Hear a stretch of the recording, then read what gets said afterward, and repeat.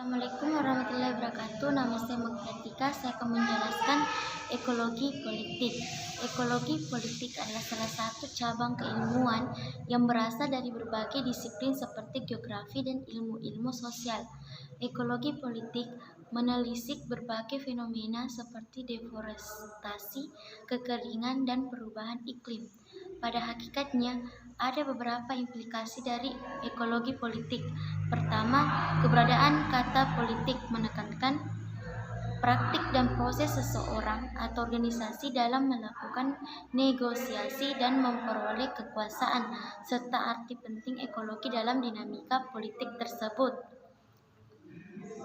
Dengan begitu, selalu ada hubungan antara dua kata yaitu ekologi dan politik. Setiap proyek sosial politik selalu memengaruhi ekologi dan demikian pula sebaliknya. Lebih jauh lagi, seluruh dunia di sekitar kita adalah politik, sehingga tidak ada ekologi yang berada di luar politik. Di sisi lain, setiap politik melibatkan berbagai material di sekitar kita, sehingga selalu memerlukan analisis ekologis untuk memahami berbagai proyek politik. Oleh sebab itu, ekologi politik berhubungan dengan isu kehidupan dan kematian. Konsentrasinya lebih kepada siapa dan apa yang meninggal atau hidup, serta secara kritis mengidentifikasi siapa yang mendapatkan keuntungan dari semua proses tersebut. Pandangan kedua dari ekologi politik lebih normatif. Pandangan ini meyakini adanya cara untuk hidup harmonis antara manusia dan lingkungannya yang tidak terlalu merusak ekologi.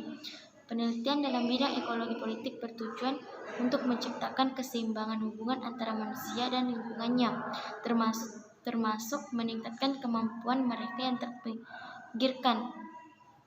Pandangan ketiga, ekologi politik adalah cabang pengetahuan yang seperti berbagai penelitian lain menawarkan pandangan yang tidak lengkap dan hanya sebagian atau parsial.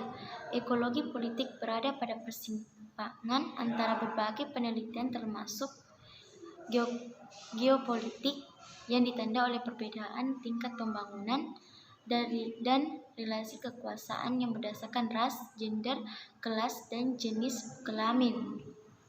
Sebagai contoh, pandangan ketiga ini adalah perbedaan antara negara maju, berkembang, dan terbelakang. Selain itu, faktor gender berperan untuk memahami penggunaan sumber daya alam di tingkat lokal, misalnya bagaimana wanita memiliki perbedaan dengan pria dan dalam memanfaatkan sumber daya alam. Akhirnya, sebagai salah satu cabang dari ilmu politik, maka fokus dari ekologi politik seharusnya lebih dari sekedar lingkungan.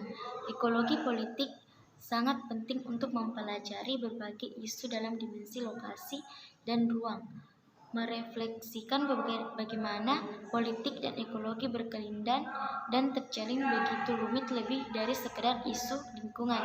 Sekian, wassalamualaikum warahmatullahi wabarakatuh.